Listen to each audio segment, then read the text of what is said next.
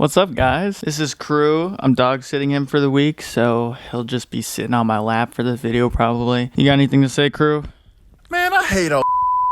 Whoa. Anyway, I got fired for the first time ever. There's a first time for everything, and unfortunately everything right now is getting fired from my job. Apparently I wasn't reaching the quota or whatever, which makes me mad because I didn't even like the job that much. Like, I was just tolerating it for a little bit so I could go to Alaska in a couple months. This is like when somebody likes you and then you don't like them back, and then they like start dating somebody and you're like, huh? Slow down. Like, you're supposed to like be hung up on me for a little bit. Like, they were begging me to be a closer the entire time I worked there. I was a setter, and a closer makes more money. They just have to do more work, and it didn't really make any sense time-wise for me to become a closer. So I just told him I'm not gonna do it. I'm just gonna stay a setter, and literally every single day begged me to become a closer. And then he's like, yeah, we're gonna have to let you go. A week ago, he told me he could see me becoming a marketing director if I wanted to. I didn't want to, but the fact that you took it away from me is crazy. I felt it coming for a little bit though, mostly because I hadn't had any sales. But like Loki, I feel like he was setting me up for it because he kept giving me the worst areas ever. He's like, go into the city that's 30 minutes away that no one's ever been to before and tell me how it is. I'm like, okay, I get to try out a new city. Let's see how it is. It's a city full of poor people. Poor people don't want windows. Poor people can't afford windows. Half of them don't even have doorbells. Like, you're sending me to mobile homes asking if they want new windows. Obviously they don't want new windows. And I've been debating calling them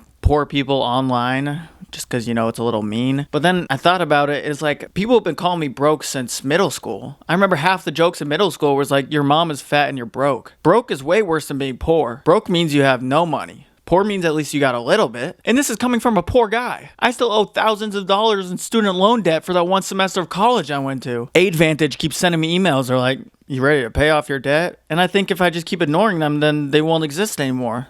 It's been 2 years. I still owe the same amount of money. So I guess this is going to be my last video about sales. So I'll, share a couple final thoughts. The sales community in general feels kind of dumb to me. It's all about being nice and naive and catering to the customer's every need and not taking anything serious. Like, really, you kind of just become a shell of a person. My boss always says, have a 10-second memory. So if like you go into someone's door and they like yell at you, forget about it and keep moving on. But it's like, there's only so many things you can come across before it starts eating away at you. And it doesn't help that I sound like a goober. Like, I hate the way I sound when I'm trying to sell somebody something. Or just my customer service voice in general. It sounds very disingenuous and I don't like it. And then you could say like, oh, isn't that what acting is? No, not really.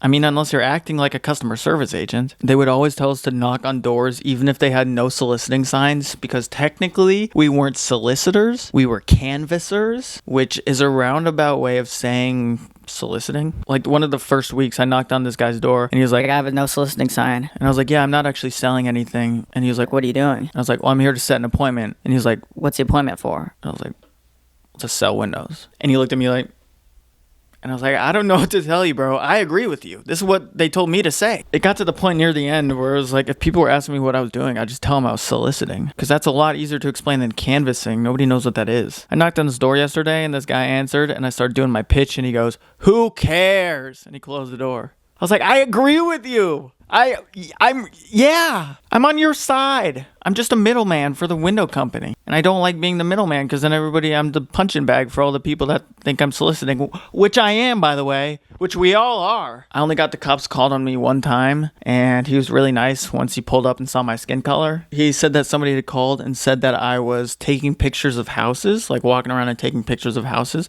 which I actually was doing. I was knocking on this door and I saw that this person had repurposed their old screen and like painted it and made it like a decoration of some sort, which I thought was horribly ugly. So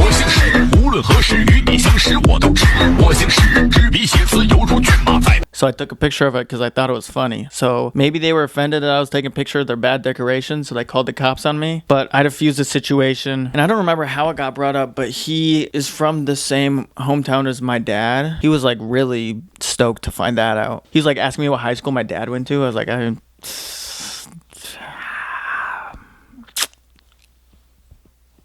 Riverdale. Another time I rang the doorbell of a house and this old guy opened the door and he's like, what do you want? I was like, doing my pitch, and he's like, for the last 3 days people have been slamming on my door asking if I needed windows. If I needed windows, I'd go out and buy them. And then he slams the door on me and I'm like, first of all, let me just break this thing down really quick. First of all, I rang your doorbell. I didn't bang on anything. Second of all, these are other window companies. This is not the window company that I work for. So I can't account for what they're doing because I don't work for them. So why are you taking it out on me? That's not my fault that other people were here from a different window company the day before. And third, I agree with you. If you want windows, you should probably just go out and buy them. You don't really need people knocking on your door. So I had mixed feelings about that one, but I think there are ways where you can handle a solicitor that are better than that. Because people would say no, and I'd be like, no worries, have a good day. I'd be fine. But if you answer the door and be like, stop banging on my door! It's just not really fun for anybody. There was this old Korean man that I knocked on the door of, and he opens it all the way, and I start doing my pitch. And the pitch is like a minute and a half, 2 minutes, and he doesn't say anything. He just makes eye contact with me and is slowly like inching the door closed. Like throughout the period of a minute and a half, he's slowly closing the door to the point where it's like I can only see one of his eyes, and I'm like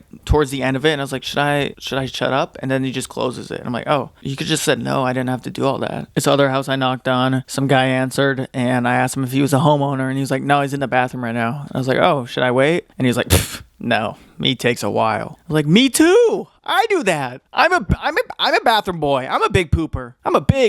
You guys know I'm a pooper. I don't know why I poop so much or I take so long when I poop, but I've been doing some self-reflecting recently, and I came across one little bit of evidence that might help me reach a conclusion. When I was in kindergarten, we had those older 5th graders that would come to our class. They were like our reading buddy, or do you know what I'm talking about? When you're in elementary school and you have like an older grade, and then when you get to 5th grade, then you're paired with like the kindergartners. I don't know what the use of that is, but we were doing that. And I had 2 5th graders that were paired with me. They were my reading buddy. And one of them tells me a story about how he was going on a vacation with his family when he was young, right? And before I go further, I'm going to clarify, I don't think any of this story is true now. However, when I was a kindergartner, you could have told me anything. You could have told me God was real, and I would have believed you. But anyway, he's at the airport. He's about to go on vacation. His whole family has already boarded the flight. But for some reason, he stayed back to stay in the airport and go to the bathroom. And it was taking him a while, and I guess nobody in his family waited up for him. They just let a little person stay in the airport by himself. And lo and behold, the airplane blows up, killing his entire family. Looking back on it, yeah,